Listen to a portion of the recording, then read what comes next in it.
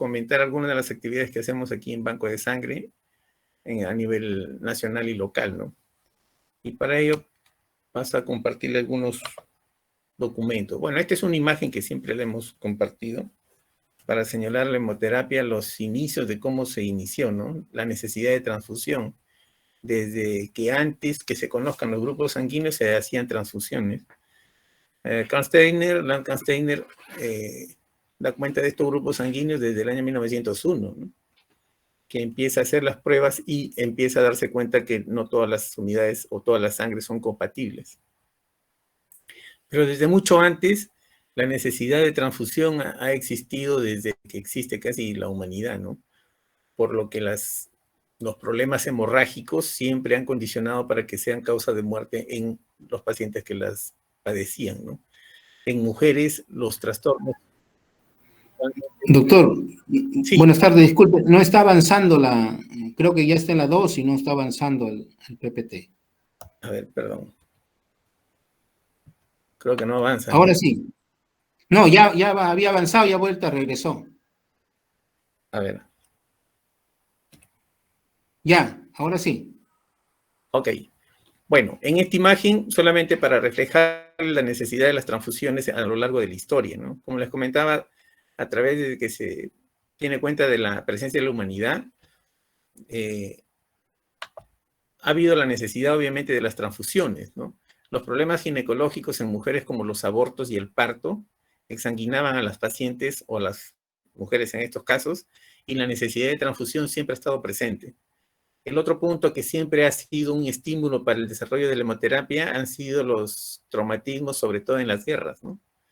En todas las actividades donde había riesgo de traumatismo, está presente el riesgo de tener hemorragias, ¿no?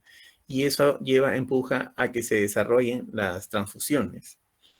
En el Perú, bueno, a nivel internacional, todos los países tienen una política de hemoterapia.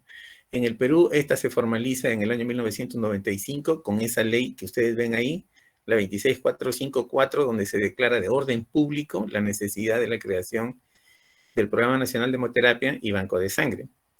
Ahí recién se empieza a hacer ya en forma, digamos, regulado todo lo que corresponde a las transfusiones. A la fecha ya son más del año 95, son 27 años, ¿no?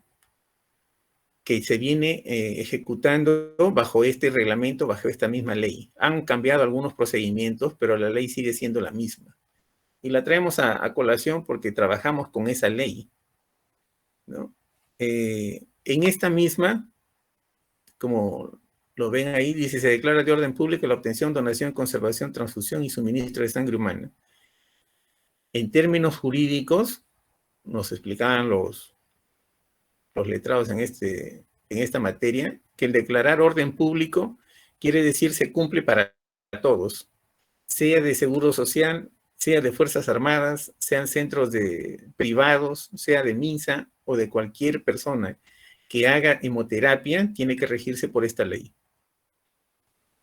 Y eso en función a que siempre se ha tenido esa diferenciación entre los centros, ¿no? El seguro por una parte, el MINSA por el otro, las Fuerzas Armadas por otro lado, cada quien hacía sus actividades hemotransfusionales, pero no estaban regulados y cada quien aplicaba los criterios propios de su institución.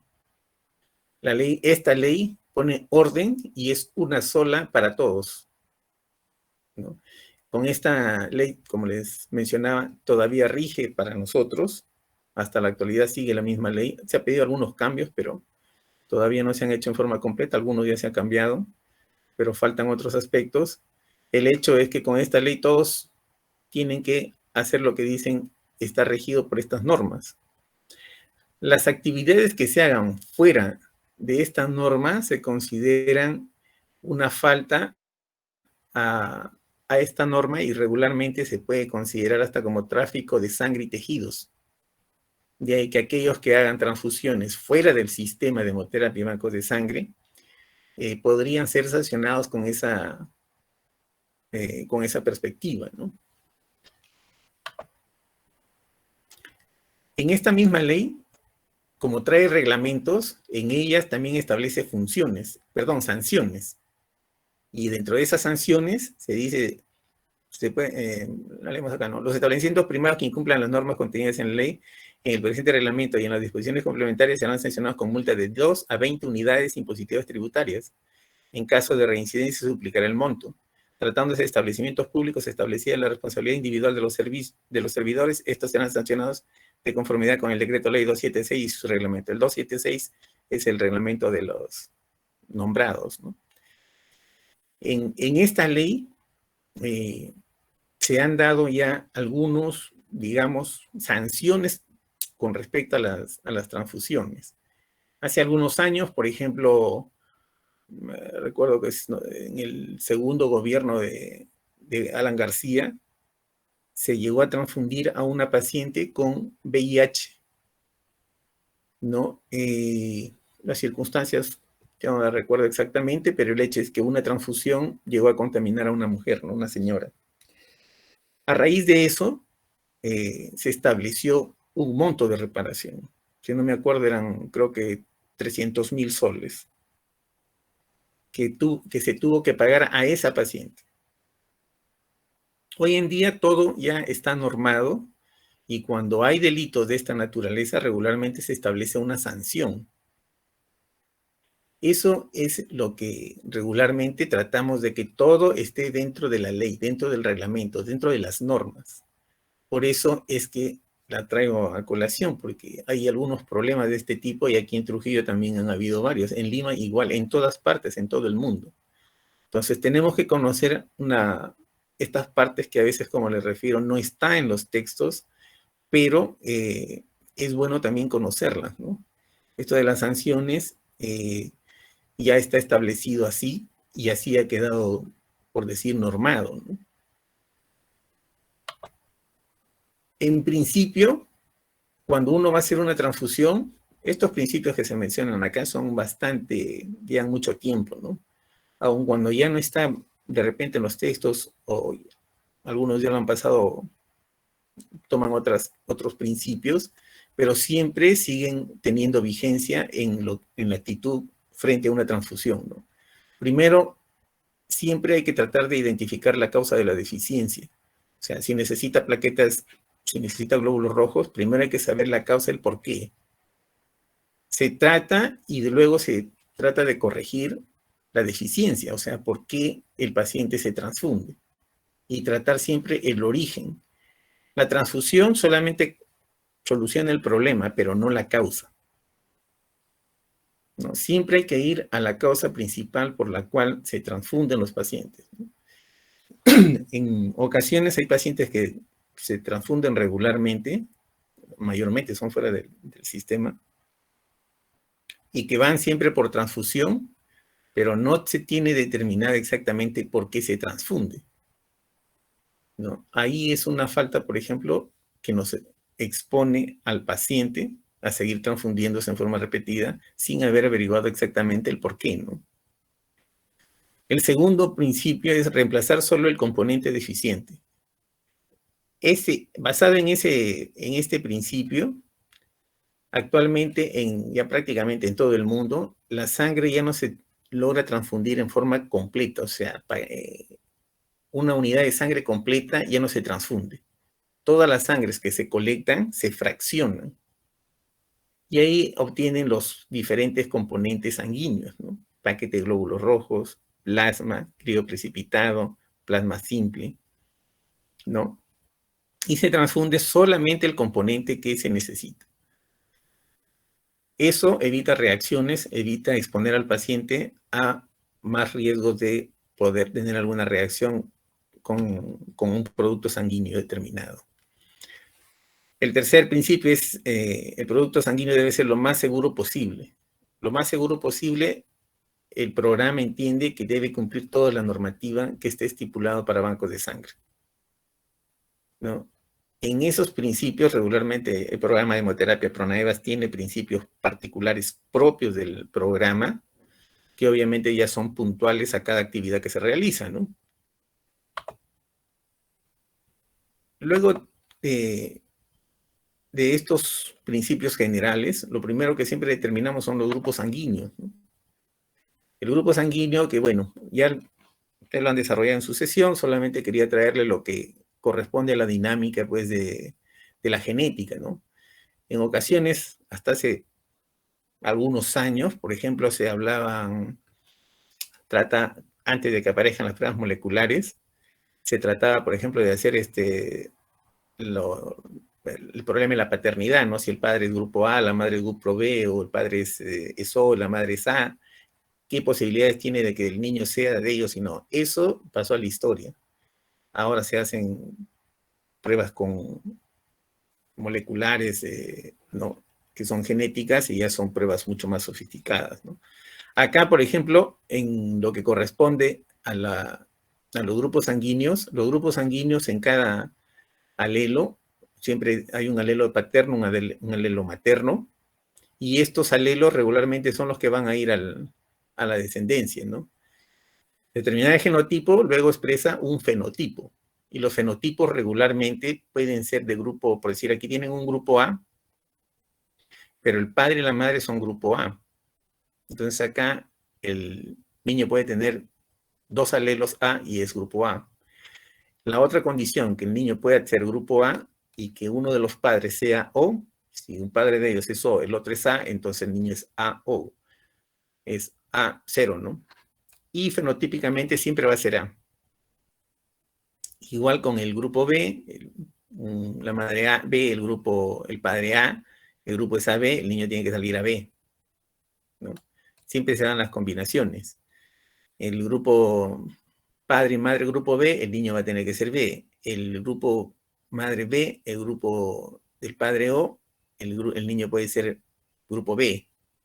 Y los dos padres, cuando son O, obviamente, obligadamente, tienen que ser grupo O. ¿No? Si los dos padres son O, tiene que salir el niño O. ¿Ok? Aquí la dinámica, bueno, esto ya lo conocen también ustedes, se aplican las leyes de Mendel, ¿no? Pero hoy con los grupos sanguíneos ya no se juega esto de la paternidad, ¿no? Pero siempre ha quedado de estas combinaciones que siempre se las dan, ¿no? Y a veces en ocasiones consultan, ¿no? Por grupo sanguíneo, y por grupo sanguíneo es un poco riesgoso aventurar si eso no es problema de paternidad, ¿no? Eso queda ya en la historia. Con el RH sucede algo similar, alelo 1, alelo 2, el padre, la madre o viceversa, el genotipo que da en el niño y el genotipo y el fenotipo, ¿no? El grupo RH positivo, pues también tiene 2 acepciones, puede ser por RR, genotipos padre-madre, o RR, para también expresar RH positivo, ¿no? Y obviamente para que salga RH negativo en la descendencia, los dos padres tienen que haber proporcionado el alelo recesivo, RR, ¿no? Que no manifiesta el grupo. Con respecto a lo que es esta dinámica, la dinámica de los grupos sanguíneos prepararlo para las transfusiones, regularmente ustedes conocen, lo que esto ya lo hemos visto en la sesión, en la lámina anterior. Con respecto a los grupos, acá en La Libertad, bueno, mejor dicho aquí a nivel local o nacional, el grupo más prevalente sigue siendo el grupo O. El grupo A no es tanto del 41%. La vez pasada hicimos más o menos un estudio así en un mes de pacientes y salió cerca del 65% son grupo O. El grupo A era como 15-20%, de ahí el B y el AB la menor cantidad, ¿no? Pero nuestra población, el grupo, al menos en ese conteo que hicimos ahí en el banco, salió cerca de más de 60%, entre 60 y 70% de grupo, lo cual acá, cada población puede tener prevalencia de uno u otro grupo, ¿no? Acá nosotros llega casi a 70% el grupo. ¿Ok? Lo que corresponde a los anticuerpos, regularmente diferenciamos los dos tipos. Los anticuerpos naturales que aparecen en forma espontánea, sin exposición previa a cualquier antígeno de contacto o por cualquier otra causa ya endógena de la persona, aparecen en forma natural, por eso se llaman así anticuerpos naturales, Y la naturaleza de estos son de tipo IgM. Y estos son las contrapartes de los anticuerpos que se forman cuando uno tiene un determinado grupo. Si yo soy grupo A, voy a formar anticuerpos anti-B, naturalmente, sin exposición de sangre, ni de transfusión, ni durante el parto, ni en ninguna parte.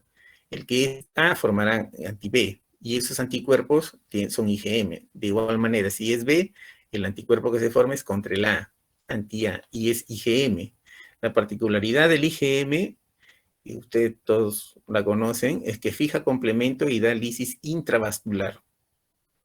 Esto quiere decir, si el paciente en algún momento tiene anticuerpos de naturaleza IgM, la destrucción va a ser intravascular. Pero en los anticuerpos que son adquiridos regularmente es por procesos inmunes. O sea, para los adquiridos regularmente siempre hay una exposición a algo, ¿no? O en los casos de los problemas autoinmunes que generan anticuerpos en forma desordenada, y ahí están las enfermedades reumáticas o las enfermedades autoinmunes que generan anticuerpos y atacan cualquier tejido. Esos anticuerpos regularmente tienen la característica de ser IgG.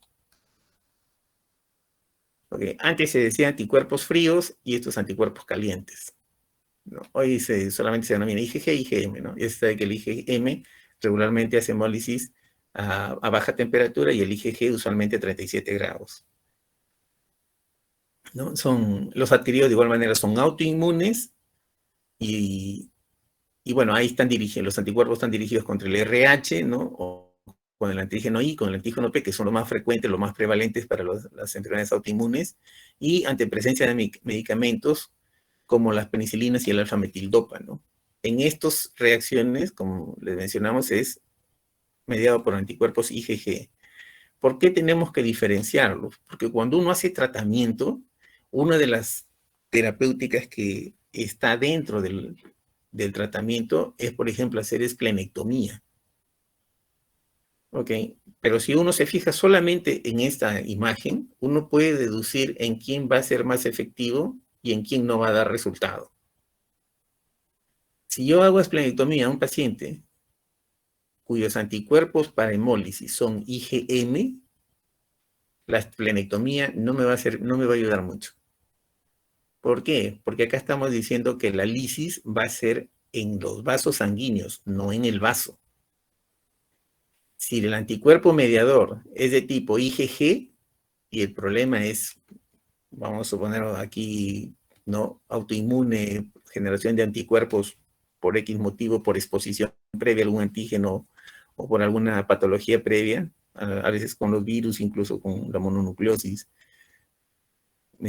se forman anticuerpos, regularmente la naturaleza es IgG. No, los anticuerpos que quedan al final, porque al inicio pueden ser IgM. En los anticuerpos que son de naturaleza IgG, regularmente sí hay esplenomegalia, porque son lisados usualmente en el vaso. Hay lisis extravascular, fuera de los vasos sanguíneos, porque se forma un complejo eritrocito-anticuerpo. Estos anticuerpos se adosan a los hematíes, pero se destruyen al pasar por el vaso. En el vaso son digeridos, son destruidos por los macrófagos.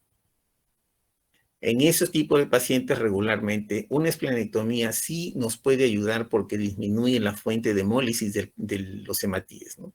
Y la vida media del hematíes se prolonga.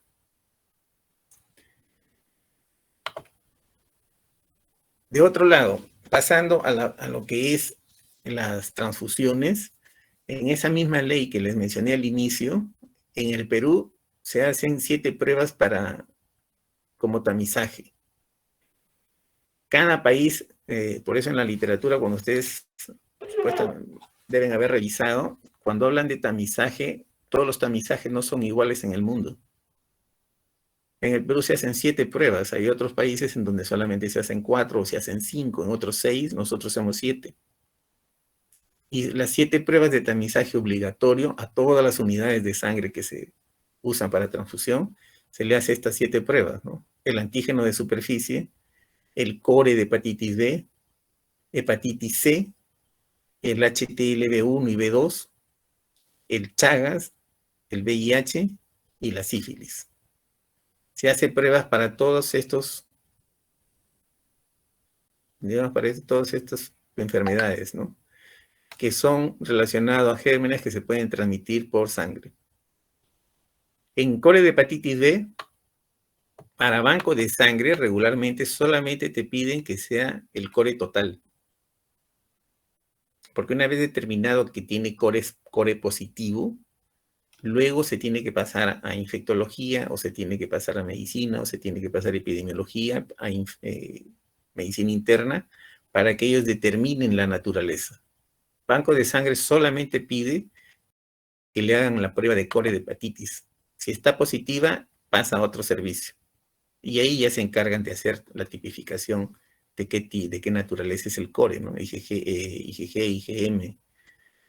El antígeno de superficie es uno solo, ¿no? El de hepatitis C, de igual manera, el HTLV1 y B2, también somos uno de los pocos países que hace HTLV, ¿no? La mayoría de países no lo hacen. ¿Por qué luego pusieron? La verdad desconozco, pero así está estipulado desde que se creó el programa en el año 95. Chagas también, a pesar que no es, digamos, una enfermedad de endemia nacional, hay zonas donde hay Chagas, es de baja prevalencia también, pero también está incluido dentro de las transfusiones, como prueba de tamizaje, cuando menos para el Perú. VIH y sífilis, ¿no? Son las pruebas también complementarias, ¿no? Esas sí son obligatorias, ¿no? Para banco de sangre, se pide que las pruebas sean pruebas estándar. ¿A qué se refiere cuando dice pruebas estándar? Se refiere a que tiene que ser pruebas regularmente en métodos de inmunodiagnóstico, como ELISA o como pruebas de quimioluminiscencia, y cualquiera de sus variedades, o las pruebas moleculares. No acepta pruebas que sean en prueba rápida, en cassette. Para bancos de sangre pide que las pruebas se hagan en método estándar. ¿Ok?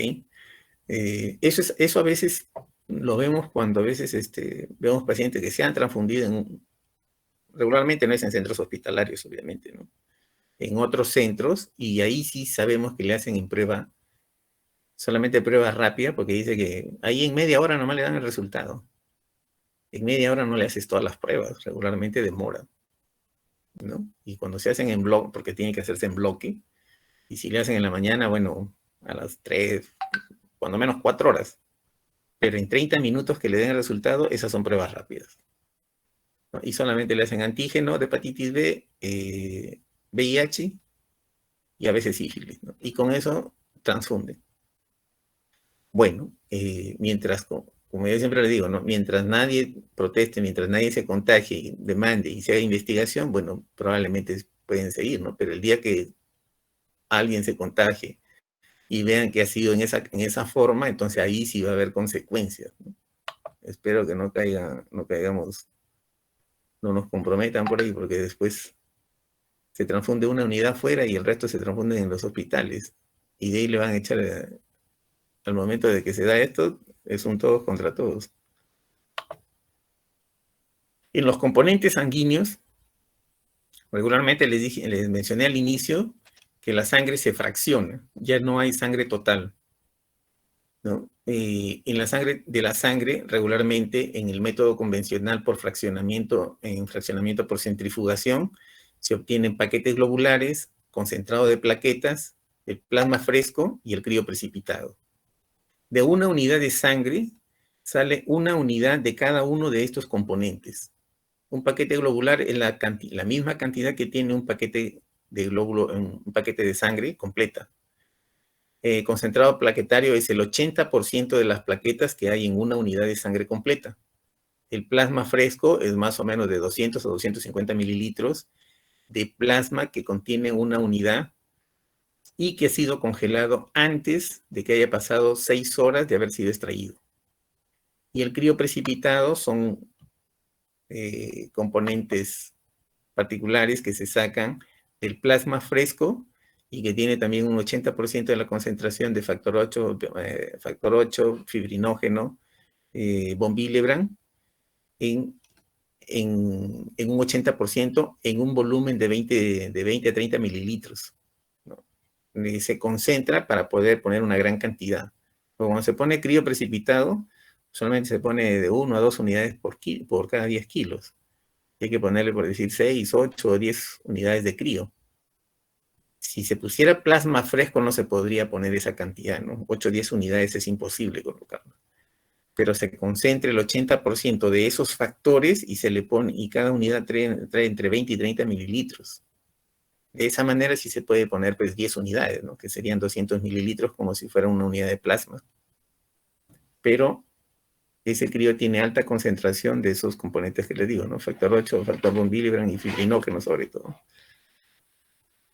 El otro método que existe para conseguir los componentes sanguíneos son las aféresis. La aféresis es una máquina que solamente extrae un componente por vez de un solo donante, pero lo hacen en condiciones especiales para extraer un producto un poco más concentrado, ¿no? Por ejemplo, el concentrado de plaquetas por aféresis. El equipo de aféresis es como, no sé si en algún momento han visto, como una máquina de diálisis. Es algo similar, ¿no? Por un catéter ingresa todo el volumen sanguíneo, en la máquina selecciona el componente, si es plaquetas, solamente hace quedar plaquetas y el resto de la sangre la devuelve. Está en ese equipo, promedio de 1 hora y media, 2 horas, dependiendo del volumen que se va a sacar. Y en ese momento, en ese tiempo, a veces puede ser hasta 3 horas, en ese tiempo regularmente se puede sacar plaquetas más o menos en una cantidad como si fueran de 6 a 8 unidades de plaquetas de las que están acá en concentrado de plaquetas por centrifugación. Este equipo concentra plaquetas, ¿no? Y en un solo paquete de casi 250 mililitros está contenido casi de 6 a 8 unidades de las que se concentran con el otro método que es el convencional, ¿no? Que es por centrifugación. Del mismo modo, se puede hacer concentrado de eritrocitos, solamente saque hematíes. Y también hay para sacar plasma, ¿no? Lo que llamamos plasmaféresis, ¿no? Solamente saca plasma sin que vayan hematíes, ¿no? Sin hematíes solamente saca plasma, ¿no? Solamente lo usan más para hacer extracción de aféresis para mieloma o para Guillain-Barré, ¿no? Bueno, la sangre total vamos a describir en forma general. La sangre total es todo el paquete. Actualmente ya no se utiliza, pero un paquete de sangre total más o menos llega a tener 450 mililitros. Y cerca de 60 o 70 mililitros es conservante. O sea, el CPDA, ¿no? O el manitol, que son los conservantes para que no se coagule y mantenga la unidad en forma estable, ¿no? La temperatura que se debe colocar, todo lo que tiene hematíes debe estar entre 2 y 6 grados. La sangre total está en ese grupo. En esta sangre total, si se da regularmente, a veces piden sangre fresca, dicen, ¿no? Y ahí están factores de coagulación y plaquetas, ¿no? Si están en las primeras 24 horas, va a poder beneficiarse de todas las plaquetas que hay ahí. Pero actualmente ya no se da así en forma completa, ¿no? Son funcionales y se transfunde dentro de las primeras 24 horas, ¿no? La indicación, ya lo saben, es déficit sintomático de la capacidad transportadora de oxígeno e hipovolemia o deficiencia de factores de coagulación documentada. Esto se daba antes. Actualmente ya esto ha quedado, ya no hay sangre total, ¿no? Yo sé que en la parte, digamos, más alejada todavía lo usan, ¿no? Porque no tienen fraccionadores. No tienen equipo de fraccionamiento, que es un equipo especial. Y ahí usualmente sí sé que todavía lo están haciendo, ¿no? El de concentrado de hematíes, ese paquete globular, solamente se extrae lo que corresponde a glóbulos rojos de 200 a 250 centímetros cúbicos, ¿no? Se retira 200 a 250 mililitros de plasma y lo que queda es el paquete globular. El volumen final es más o menos 250 mililitros también. Y este también, como tiene glóbulos rojos, la temperatura de conservación es 2 a 6 grados, ¿no? Contiene la misma capacidad transportadora de oxígeno que una unidad de sangre total, porque solo es extraído el plasma. Queda todo el paquete de glóbulos rojos, ¿no? Las plaquetas, bueno, vamos a describirlas de igual manera. En plaquetas, sí, la temperatura de conservación es de 20 a 24 grados centígrados. Esto le da un cierto, bueno, desde el punto de vista de seguridad transfuncional, es más riesgoso mantener un componente a esa temperatura. ¿Por qué? Porque si se contamina el crecimiento regular bacteriano, si es bacteriano, es mucho mayor que si estuviese pues de 2 a 6 grados, ¿no? Y mucho más comparándolo con el plasma fresco, que regularmente está a menos 30 grados, ¿no? A menos 30 grados no hay crecimiento posible, ¿no? Pero de 20 a 24 grados sí. Por eso las plaquetas regularmente se constituyen en un producto que puede contaminarse y puede transfundirse mucho más frecuentemente que cualquier otro componente sanguíneo por la temperatura de conservación. Las indicaciones, bueno, cuando hay sangrado activo, secundario plaquetas bajas, ¿no? Trombocitopenia, defecto de función plaquetaria, plaquetopenia dilucional en trasplante autólogo de médula ósea, etcétera, ¿no? Contraindicación, profilaxis. Si se va a poner para prever que no vaya a sangrar, eso está contraindicado. Estas indicaciones, estas contraindicaciones son un poco antiguas, pero siempre las mencionamos para conservar de que no hay profilaxis con plaquetas, ¿no? En PTT, púrpura trombótica trombocitopénica, PTI o CID, no tratado, ¿no? En esto hay que tener cuidado, ¿no? En algunos casos sí se les coloca, ¿no?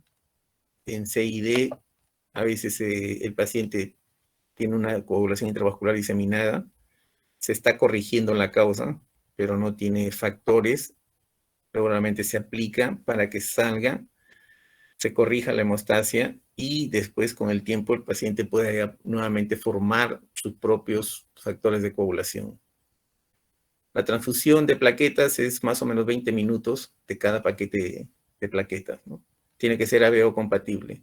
Si no hubiera un paquete del mismo grupo sanguíneo del paciente, regularmente se puede poner hasta 3, no lo dicen explícitamente, pero se puede poner 3, 4 unidades de plaquetas. Lo que siempre les he mencionado, porque a veces el paciente está en hemorragia y no hay del mismo grupo. Por ejemplo, si es un paciente de grupo B o de grupo A, a veces no tenemos pues 8 o 10 unidades, ¿no? Y tenemos 3 o 4, esas 3 o 4 se ponen. Ahí, ¿cuál es el riesgo? Que el paciente, por decir, si no es del mismo grupo, va a tener anticuerpos que de repente van a ir contra los hematíes del paciente. Pero la cantidad que se pone es pequeña comparativamente a todo el volumen sanguíneo. Pero lo que sí se obtiene de beneficio es que el paciente va a dejar de sangrar por falta de plaquetas.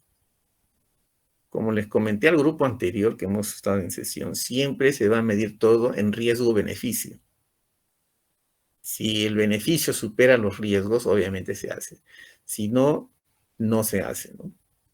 Y la parte hematológica regularmente somos muy estrictos para poner, dar una autorización para poder transfundir, ¿no?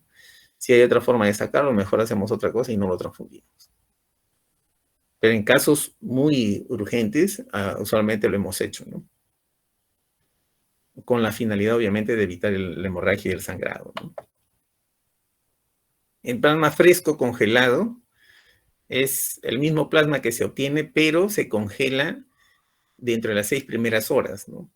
Las temperaturas de conservación son variables, por decir, y esto ha ido cambiando en el tiempo, ¿no? Acá, por ejemplo, dice menos 20 grados te puede durar 1 año. A menos 70 grados te puede durar 5 años. Esto ha ido también cambiando en el tiempo. Actualmente, por ejemplo, si están a 20 grados centígrados, le dice solamente tiene 6 meses de vigencia. O sea, se puede transfundir hasta 6 meses después, siempre y cuando lo mantengas a menos 20 grados. Menos 20 grados en una conservadora convencional, en banco de sangre, en la ciudad, ¿no? Con personal que tiene banco, que está entrenado en banco, regularmente lo ponemos a menos 30, ¿no? Y ahí sí nos dura un año. A menos 20 grados se considera 6 meses nada más de vigencia, ¿no? A menos 70 te dan 5 años, ¿no? A menos 40 te dice 2 años. Pero regularmente tampoco es llevarlo a temperaturas muy bajas, porque el producto no lo vas a guardar 2 años, ¿no? En 6 meses está rotando casi todo el producto. Entonces regularmente se pone solamente hasta menos 30. Y el producto va rotando, ¿no? La indicación del plasma es para reemplazar factores de coagulación, deficiencia de factores o consumo en CID, PTT, por eso les decía que hay que tener cuidado porque no siempre se va a transfundir, ¿no? Salvo en caso estricto de que uno vea conveniente que sí efectivamente es necesario colocarle, ¿no? Pero siempre hay que ir a la parte del momento clínico. Dice, contraindicado en hipovolemia no es justificación por las reacciones alérgicas y anafilácticas, ¿no? Regularmente acá, si necesita para volumen, lo que se le pide regularmente ahora es albúmina, y hay albúmina sintética. Entonces, para subir la presión oncótica, se dice, ¿no? Subir la presión oncótica, bueno, para subir presión oncótica es albúmina. Y si tienes recombinante, mejor. Porque estos compuestos no están exentos de problemas de reacciones. Administración, se dan de 10 a 15 mililitros por kilo de peso, ABO compatible de igual manera, ¿no? El programa fresco congelado, bueno, ahí hay algunas indicaciones, ¿no? Eso ya no lo vamos a revisar, ya lo estamos mencionando. El crío precipitado es el componente donde se seleccionan algunos factores y se da en alta concentración, ¿no? Aporta un grupo específico de factores de coagulación como factor 8, von Willebrand, factor 13, fibrinógeno, que es el factor 1, fibrinonectina. Dosis, 1 unidad por cada 10 kilos de peso. En paciente de 70 kilos tendrá que ponerle 7 unidades, ¿no? En hipofibrinogénemia es 1 unidad por cada 5 kilos, en neonatos de 10 a 15 mililitros por kilo. El efecto es inmediato, regularmente en 1 hora, a partir de los 30 minutos a 1 hora, la coagulación se tiene que revertir, ¿no? Si el paciente está sangrando por falta de factores, de los que están mencionados ahí, sobre todo el factor 8, en factor 8, ustedes ya conocen, la deficiencia factor 8 tiene un nombre específico, que es hemofilia, ¿no? En realidad, todas las deficiencias de todos los factores se llaman hemofilia. Sea cual sea el factor deficiente, siempre se dice hemofilia. Hay de factor 8, hay de factor 9, factor 13.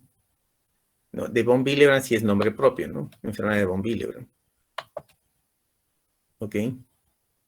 Dice, el objetivo es la recuperación de la actividad de factor 8 a 25%, en el caso del factor 8, ¿no? Solamente se lo lleva hasta 25, entre 25 y 50%.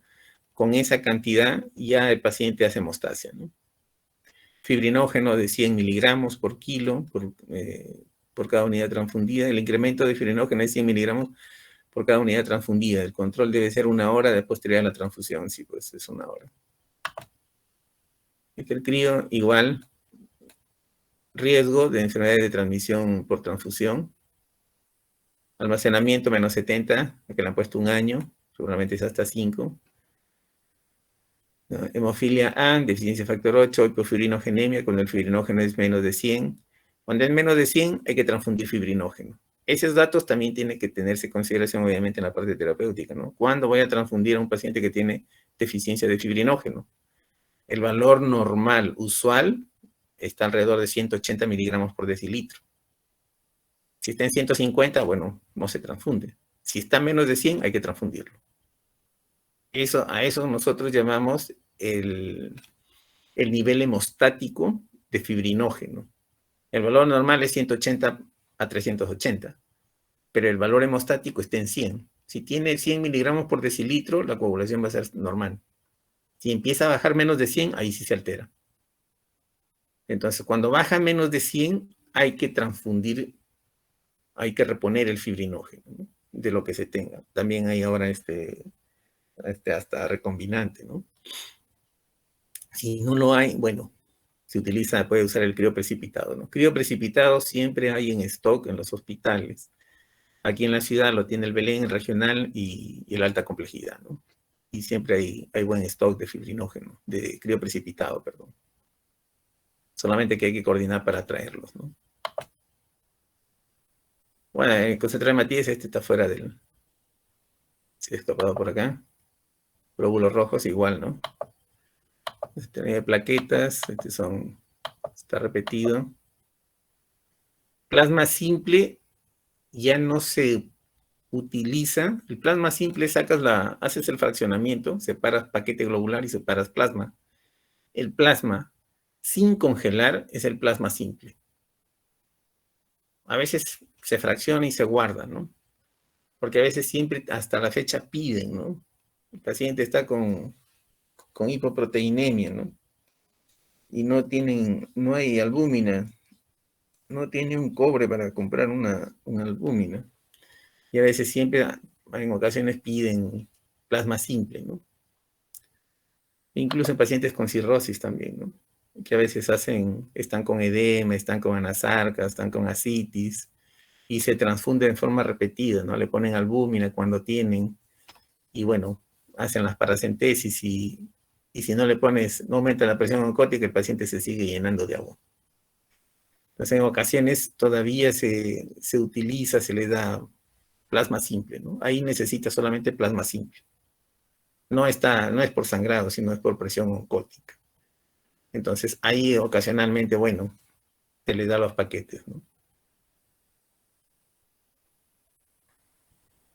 Por indicación, en hemofilia B, bueno, ahí también se conserva el factor 9, ¿no? Y cuando hay trastornos con warfarina, por ejemplo, ¿no? Los que utilizan warfarina, que es el anticoagulante, cuando se sobrepasa de la anticoagulación, el estado se puede revertir aplicándole plasma, ¿no? Plasma simple. El plasma residual es lo que queda cuando extraen, por decir, el crío precipitado, ¿no? Ese plasma pobre en crío. Bueno, el crío precipitado ya lo hemos visto, ¿no? El volumen sanguíneo. Los volúmenes sanguíneos a veces lo consideramos para hacer los cálculos de cuánto tiene de volumen, ¿no? Regularmente se dice que no se debe extraer, para las extracciones, por ejemplo, no se debe extraer más de un 10 a 15% de volumen sanguíneo total. Y ahí andamos a veces calculando cuánto pesa, si es varón, es mujer, si es de contextura mediana, por decir, los valores son esos, ¿no? Usualmente el varón tiene 70 mililitros por kilo, la mujer 70. Si es atlético. Si es normal, 70, 65. Si es delgado, 65, 60. Y si son obesos, obviamente el volumen disminuye a 60, 65 mililitros por kilo, ¿no? Y con eso se hacen los cálculos, ¿no? Acá, bueno, este es para calcular, estos son matemáticos, ¿no? ¿Cuántas unidades de paquete de glóbulos rojos son necesarias para incrementar un hematocrito de 12 a 30% en un paciente de 72 kilos? Calcula el volumen sanguíneo total, que regularmente es 7% del peso corporal. Eso quiere decir que si tiene 72 kilos, ¿no? Por 0.07 le da 5 litros. 7 por 7, 49, 49 punto y tanto, 5. 4.9, ya sale 5 litros. Dice, una unidad de paquete de glóbulos rojos aproximadamente tiene 200 mililitros de glóbulos rojos, el cual será distribuido en el volumen sanguíneo total del paciente, es decir, en los 5 litros. Por lo que una unidad de sangre, en este caso, en un paciente con 72 kilos, va a aumentar, le vas a poner 200 mililitros de paquete de glóbulos rojos en un volumen de 5.000. Esto representa un 4%. Entonces, si esa es la condición del paciente, tú transfundes una unidad y el paciente tiene que subir 4% de hematocrito. Y ahí haces el cálculo, ¿no? ¿Cuánto vas a necesitar? De 12, hematocrito de 12 a 30.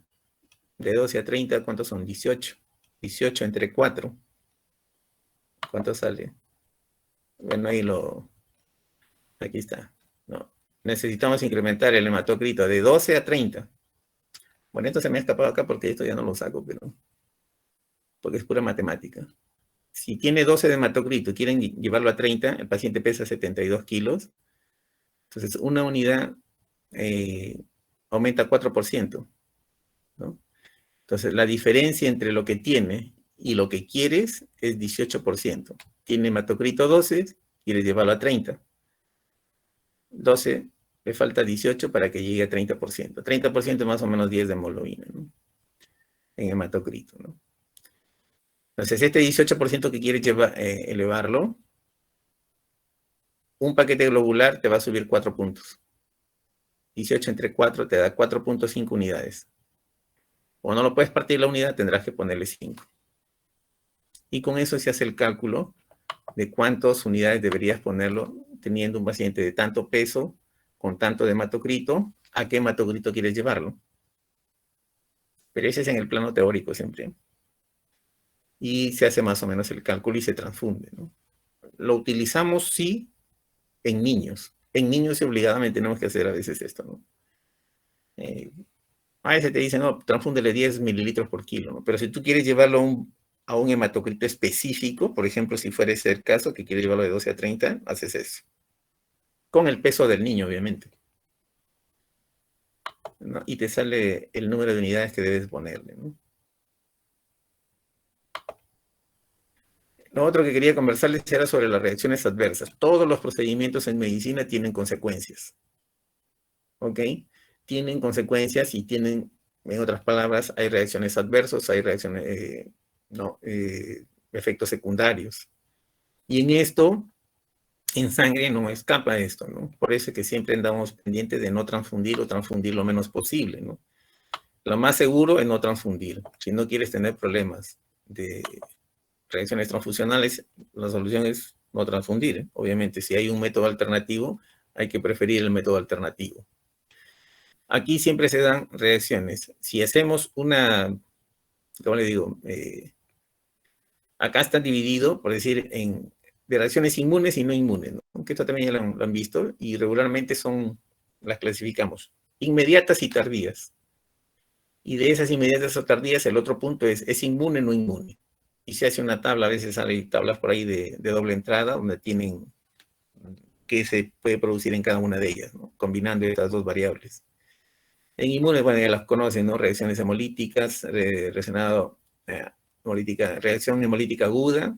Por ejemplo, cuando se transfunde un grupo sanguíneo que no es, la reacción es inmediata.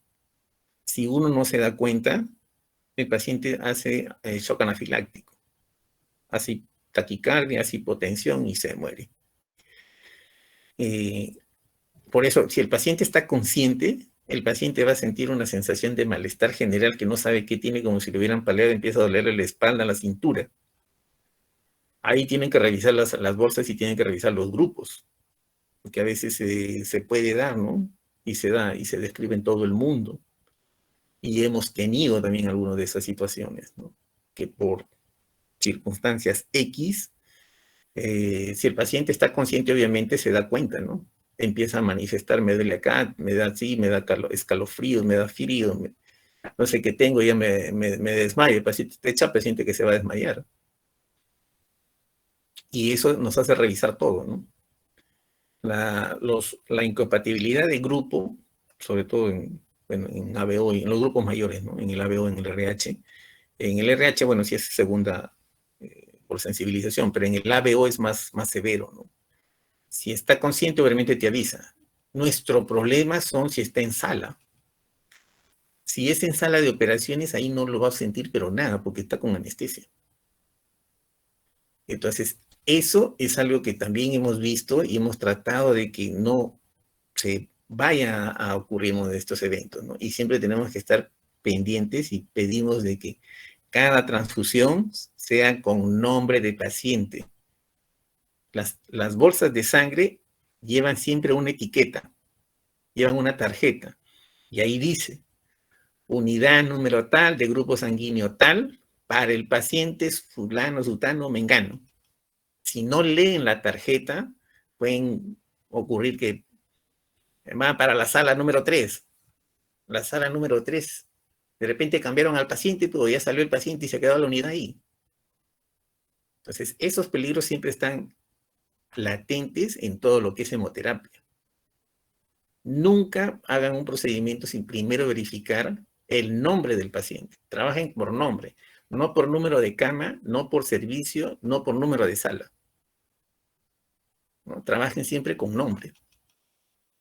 Porque una vez que se da la transfusión, es como cuando siempre les digo, ¿no? Una vez que se transfundió no hay marcha atrás. Ya se hizo y la consecuencia hay que asumirla nomás. Obviamente que hay que tomar acciones ahí. Pues, ¿no? Reacciones relacionadas con plaquetas, la refractariedad, trombocitopenia inmune pasiva, si se transfunde mucho, se forman anticuerpos y al final las plaquetas ya no tienen la misma acción porque empiezan a hacer resistencia, ¿no? Reacciones alergias, urticaria, anafilaxia, edema agudo pulmonar, el TRALI, ¿no? Este TRALI es una incompatibilidad, no de glóbulos rojos, es una incompatibilidad de antígenos leucocitarios. Y también da una reacción bastante severa. El TRALI es reacción aguda post-transfusional, ¿no? Injuria pulmonar aguda post-transfusional.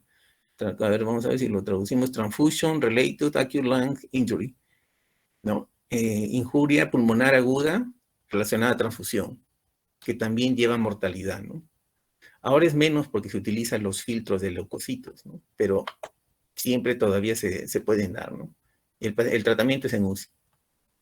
No inmunes, sobrecarga circulatoria, hemólisis, alteraciones metabólicas, térmicas, reacciones, bueno, hay diferentes reacciones, ¿no? Hipotensivas, reacciones febriles. Se pueden tratar, ¿no? Lo que más siempre nos preocupa son estas de incompatibilidad, que si son severas, ¿no? Bueno, las retardadas también ya solo mencionamos. Reacción hemolítica retardada, púrpura posttransfusional, H es enfermedad de injerto contra huesos. La sangre es un tejido y es un tejido vivo. Los leucocitos que están en la sangre tienen actividad. Y si los leucocitos están en otro medio o en otro cuerpo que no es el propio, va a empezar a luchar con quien se encuentre. Y regularmente a veces lo hacen contra los propios leucocitos y ahí van estos problemas del TRALI y también puede causar lesiones en cualquier parte, ¿no? Porque los leucocitos tienen actividad. A la inmunización, bueno, como parte inmune, no inmune, transmisión de enfermedades infecciosas. Este es el otro grupo, o esta es la otra causa por la que siempre pedimos que la transfusión sea lo más, digamos, necesario posible. ¿Por qué? Porque a pesar que se le hace todas las pruebas de tamizaje, siempre hay un periodo de ventana. Así sea pruebas moleculares, les comentaba al grupo anterior, las pruebas moleculares de hepatitis B, hepatitis C y VIH tienen un periodo de ventana X. Por ejemplo, el de VIH tiene 12 días. Si el donante tuvo una exposición de riesgo durante esos 12 días previos y se contagió, obviamente que no va a tener molestias. Pero al estar contagiado, ese contagio se va a transmitir por la sangre. La prueba no lo va, el molecular no lo va a detectar porque está en ventana. Por eso se llama así, pues ventana. Una vez que se transfunde, ya no va a haber marcha atrás. Ya está y solamente hay que esperar. Entonces, esas son las causales por las cuales siempre estamos pendientes de que se transfunde lo absolutamente necesario, ¿no? Bueno, ahí están todas las que ya hemos visto y no solamente las que están en tamizaje. Hay algunas pruebas que no están en el tamizaje, por ejemplo, el citomegalovirus, parvovirus, leucemia de células T. Bueno, esto de acá es por el HTLV, ¿no? El HTLV es el linfocito de leucemia de células T humanas, ¿no? Los HTLV son virus linfotropos de células T, pero que tienen tendencia a formar problemas de neoplasias de tipo linfoide, células T de tipo leucemia linfoma. Por eso es que se los incluyó dentro del tamizaje, ¿no? Aparte las bacterianas que ya lo hemos visto por contaminación, relacionado mucho a las temperaturas, la de más riesgo que se contamina, como les dije, son las plaquetas por la temperatura, ¿no? Que es de 20 a 24 grados. El de menos 30 grados más difícil que te contagies porque ahí no crece nada, pues, ¿no? Enfermedades parasitarias, por ejemplo, Plasmodium, por ejemplo, ¿no? Hace mucho tiempo vimos un par de casos, actualmente ya no lo hemos visto. Hemosiderosis, cuando hay muchas transfusiones, hay sobrecarga de hierro. Efecto de las transfusiones sobre las hemopoiesis, se dice que da enfermedad de injerto contra huésped y en el huésped produce un estado de inmunosupresión. Quien se transfunde muchas unidades de sangre tiene más tendencia a infectarse por las transfusiones, porque se dice que produce un estado inmunosupresor. ¿no? Y la inmunomodulación, bueno, está relacionado a lo anterior, ¿no? Bueno, esto ya es muy antiguo, pero solamente para mencionarles acá, ¿no? Los periodos de ventana con las pruebas, ¿no? De anticuerpos, por ahí han presentado desde la primera generación, creo que había que esperar todavía hasta 3 meses, 6 semanas, para que pase el efecto periodo de ventana. Con las pruebas de ELISA, por ejemplo, de cuarta generación, el periodo de ventana está alrededor de 14 a 16 días, ¿no? Pero todavía tiene, ¿no? O sea, se han acortado, pero no se han eliminado. Lo que ahora se está estipulando o lo que se está estudiando, lo que se está investigando, es tratar de inactivar todos estos virus, bacterias, hongos o lo que pudiera contagiar a través de diferentes métodos. Uno de ellos, por ejemplo, es la radioterapia. Se dice que es efectivo porque elimina todo germen biológico, pero es sumamente caro, ¿no? Un equipo de esos de radioterapia, creo que el que está en el IREN valía como, nos dijeron que como 16 millones, ¿no? Y obviamente para poner un equipo, no va a ser tan grande, pero igual es costoso, es muy complejo y no es viable.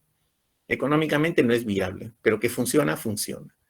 Y actualmente hay ciertas sustancias que se están utilizando, me parece que es un combinado de azul de metileno con otras sustancias, y otros productos que se están tratando de aplicar en las bolsas de sangre para eliminar todo riesgo biológico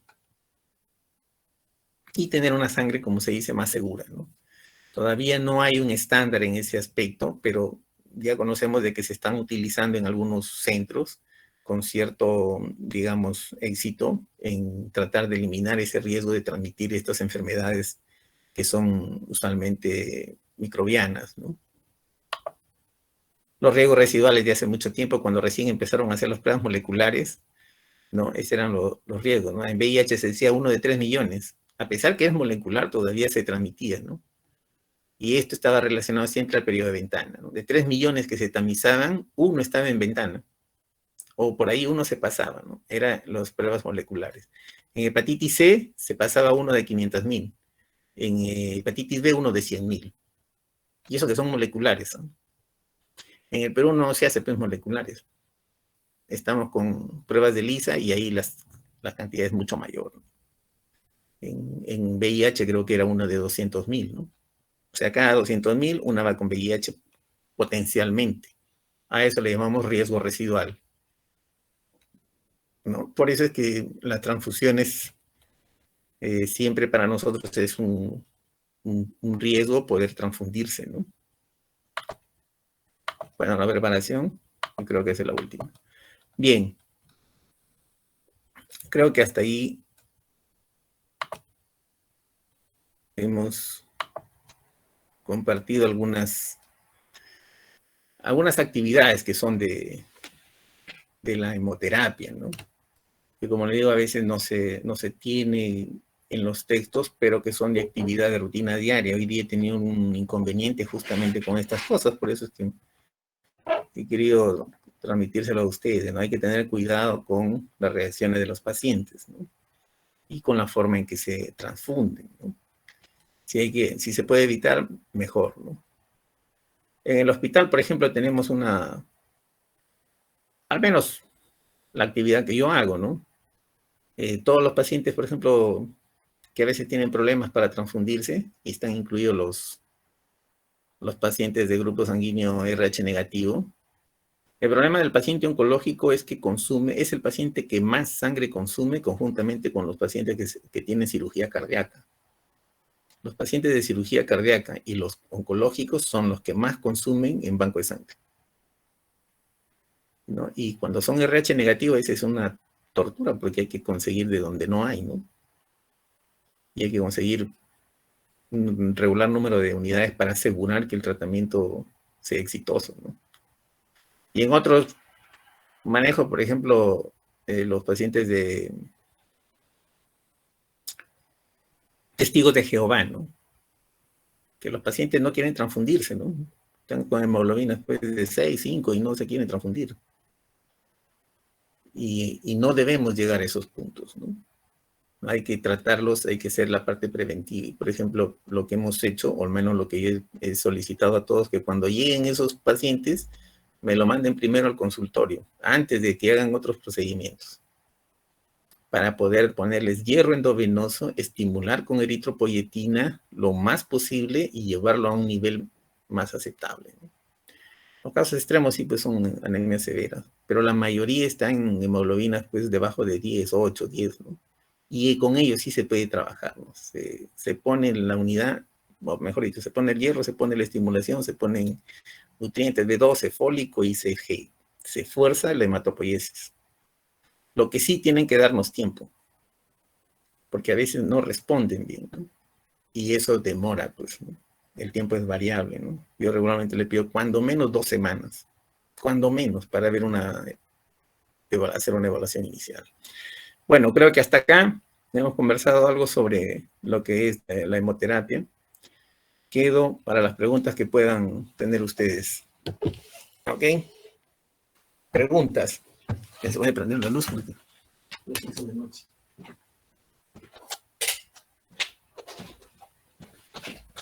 Bien. ¿Alguna pregunta?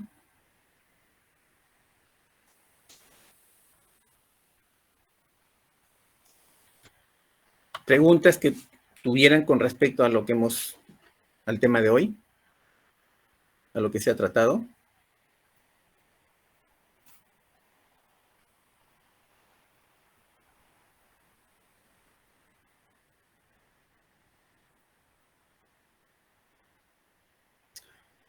¿No hay preguntas?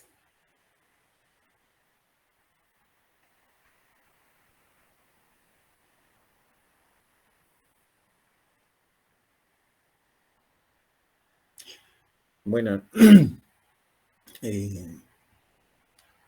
no sé, creo que si no hay preguntas al respecto, creo que ya damos por terminada esta sesión.